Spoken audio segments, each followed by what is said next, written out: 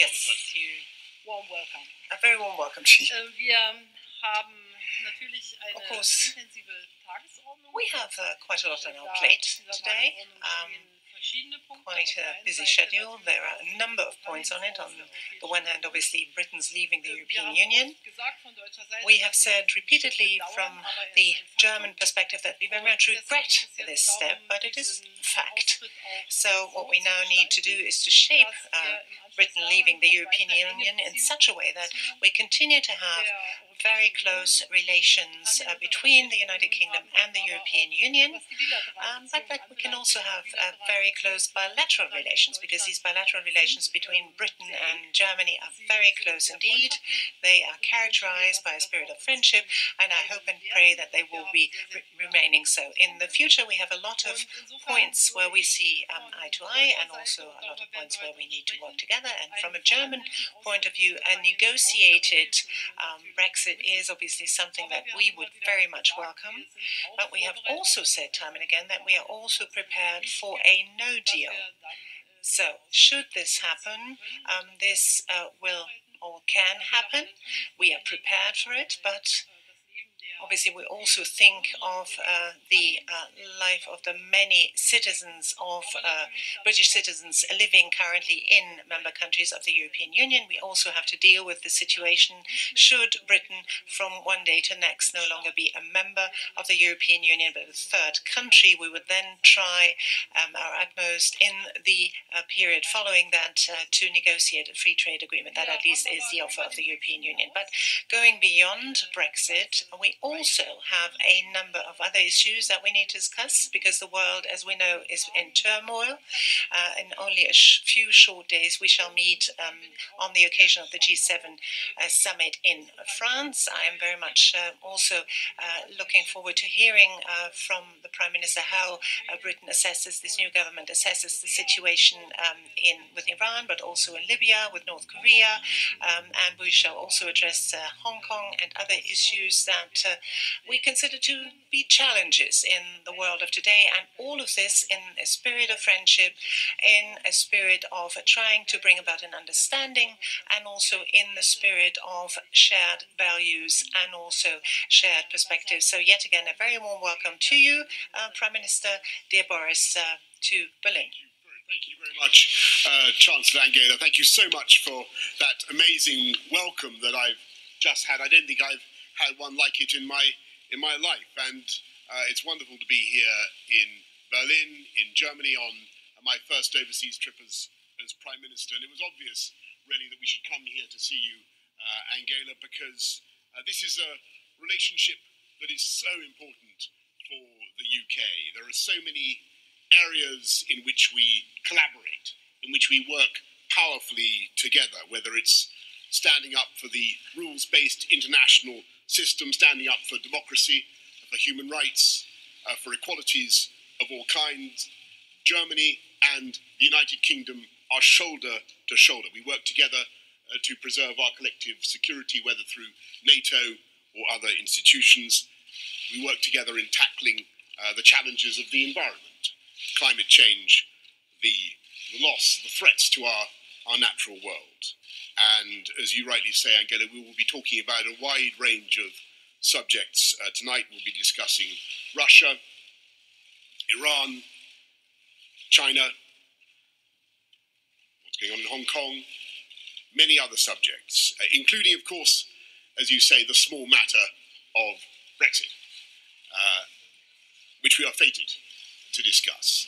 And I just want to be absolutely clear with all our German friends and with the German government that we in the UK want a deal. We seek a deal. And I believe that we can get one. We can do it. Wir schaffen das, I think is the phrase. But clearly,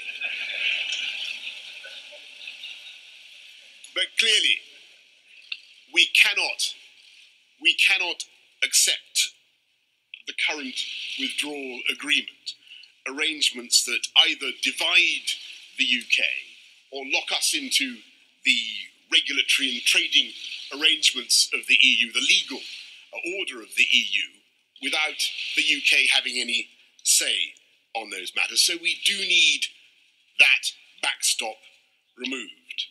But if we can do that, then I'm absolutely certain that we can move forward together. And I want to make one crucial point, which is that we in the UK are absolutely dedicated to the protection of the rights of the 3.2 million EU nationals in our country who do so much, who contribute so much to our country, and of course, in particular, our German friends. So that's why I'm here tonight. Thank you very much for that wonderful welcome, and I look forward to developing our friendship and our relationship.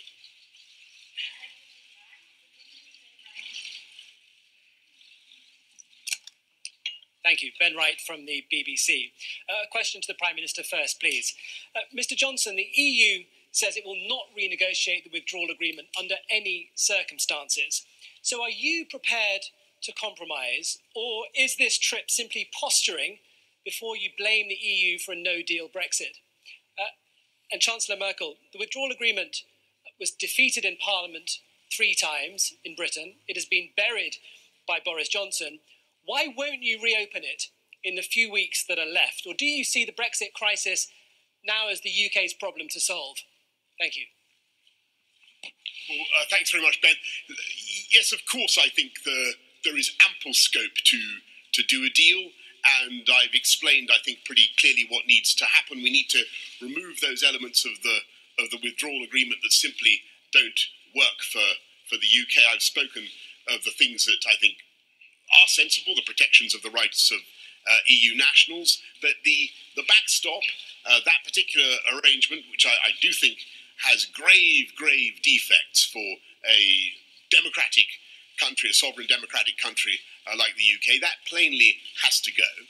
But once we get rid of it, if we can change it, then I think there is the real prospect of making progress very rapidly indeed. So that's why I'm here. Of course, we follow with great interest the discussion currently going on in the House of Commons, and we know that the backstop has been part and parcel of a debate, has been at the very centre of debate. In a way, it is a construct that has been created so as to address a situation that one sees coming when one doesn't find any kind of settlement on how to deal with the relationship between Northern Ireland and the Republic of Ireland on this that constitutes, if you like, an external border within the single market. So in a way, this is an expression of a problem we have not yet solved. Once we see and say, this could be a possible outcome, this could be a possible arrangement, this backstop as a sort of placeholder is no longer necessary, then we know how the future relationship between the European Union and the United Kingdom will be shaped, particularly Northern Ireland, obviously, and the member state, the Irish Republic. So the backstop has always been a fallback position if one is able to solve this conundrum. If one finds this solution, we said we will probably find it in the next 2 years to come, but we can also maybe find it in the next 30 days to come. So then we are one step further in the right direction, and we have to obviously put our all into this. But that presupposes, allow me to say this, that we have absolute clarity on the future relationship of Britain and the European Union, how this is supposed to look like. And I think this clarity, in a way, has become clearer, if I may put it that way. So we have a lot to discuss tonight. Frank Jordans, AP.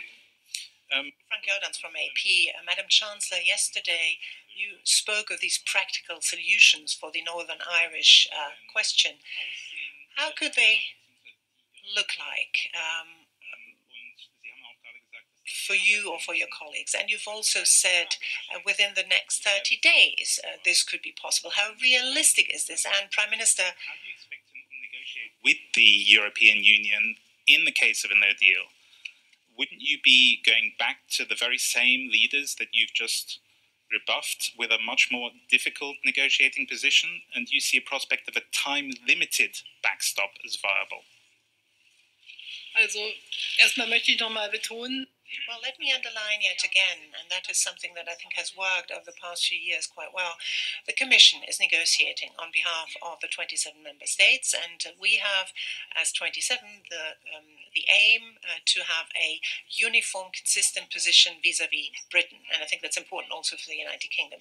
Now, Britain also should tell us, in turn, what sort of ideas it has, because it is not the core task of a German Chancellor to understand the relationship between Northern Ireland and the Republic of Ireland so well. I suppose you know much better all of the ramifications of the Good Friday Agreement and the sensitiveness, although I've learned a lot about this that is connected to it. So we would like to hear first proposals put on the table by Britain. Our aim is to preserve the integrity of the single market, and that is obvious. If somebody wants to leave the single market, we must see to it that the integrity of the single market is ensured. We have shown imagination and creativity in the past as European Union. I think here too we can find ways and means. I think that needs to be our task. We know that the United Kingdom has said on the 31st of October that you wish to leave.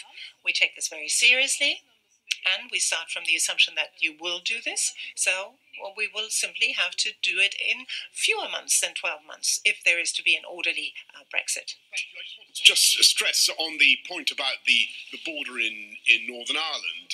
The United Kingdom will under no circumstances implement checks, customs checks or any other type of checks at the border in Northern Ireland. I hope that is absolutely clear. We think that there are ways of protecting the integrity of the EU single market without having checks of that kind at the border, and that's clearly what we need to work on to secure. And on your question about the time limit, I'm not attracted to a time limit. I think there are other flaws with the backstop. I think what we need to do is remove it whole and entire, remove the backstop, and then work as Chancellor Merkel says on the alternative arrangements, and there are abundant solutions which are proffered, which have already been discussed. I don't think, to be fair, they've so far been very actively proposed over the last 3 years by the British government. And now is the moment, you rightly say, the onus is on us to produce those solutions, those ideas, to show how we can address the issue of the Northern Irish border. And that is what we want to do. But I may say I'm very glad listening to you tonight, Angela, to hear that at least the conversations on that matter can now properly begin. And you've set a very blistering timetable there of 30 days, if I understood you correctly. I'm more than happy with that. Sam Coates, Sky News. Boris Johnson, Angela Merkel has just asked you whether you're going to put forward specific plans to solve the Northern Ireland question. Are you, and can you spell them out for us now? Angela Merkel, Boris Johnson has made a cast iron commitment that Britain will never restore any hard infrastructure or any of the facets of a hard border. Can you make the same promise today? Yeah, Sam, obviously we do think that there are alternative arrangements that could readily be used to address the problem of frictionless trade at the Northern Irish border, and you'll have heard them before, whether it's trusted trader schemes or electronic pre-clearing, all that type of solution, and more besides is what we will be wanting to discuss. And you'll have seen an excellent report, by the way, by Greg Hands and others, I think just in the last couple of days, about the kind of alternative arrangements that could be contemplated.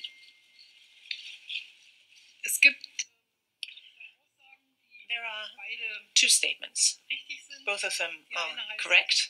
One statement is Britain wishes to leave the European Union. The other is the Good Friday Agreement needs to be preserved in letter and spirit. It needs to be respected. Not only Britain is saying that, but also the member state of the European Union, the Republic of Ireland, that will continue to remain a member, has said so. And this is part and parcel of our European position. So we have to somehow try and align those positions, which at first glance is not so easy, but we need to do this so as to be able to say that we find a solution.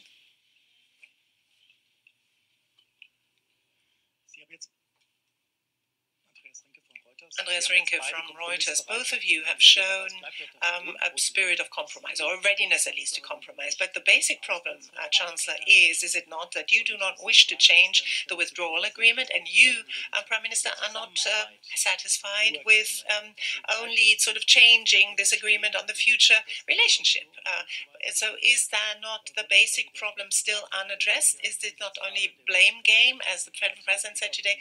And just an additional question, with a view to G7, the US President has just suggested to re-accept Russia as a member. Are you both for this or against this? Well, we do not as yet have a solution. So your question obviously is a justified one, but it cannot be answered today.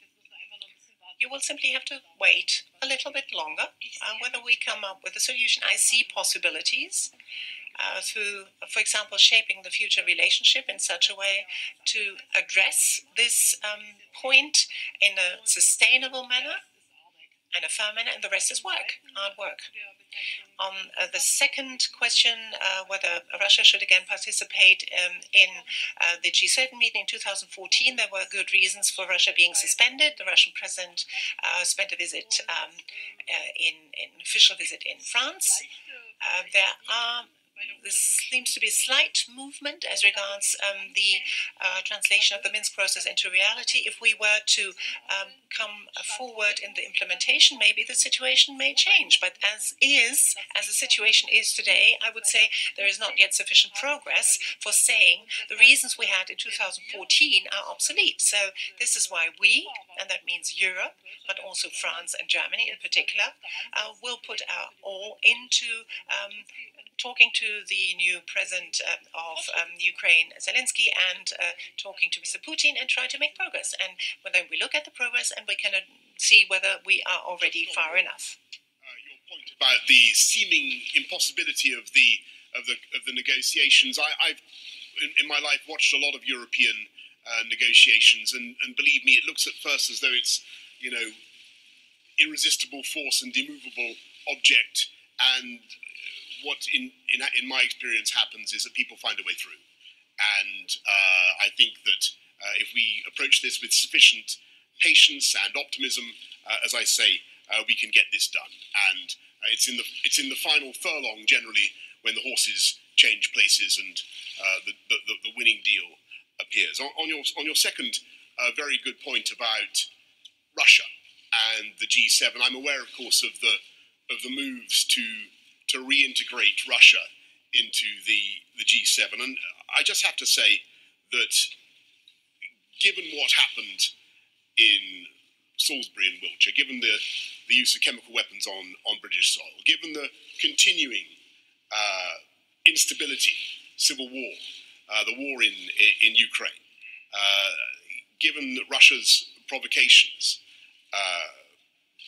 not just in Ukraine but in many other places, I must say I am very much with Chancellor Merkel in thinking that the case has yet to be made out for Russia to return to the G7. I think that probably is yet another example, if I may say so, of an area where UK and Germany have a common position.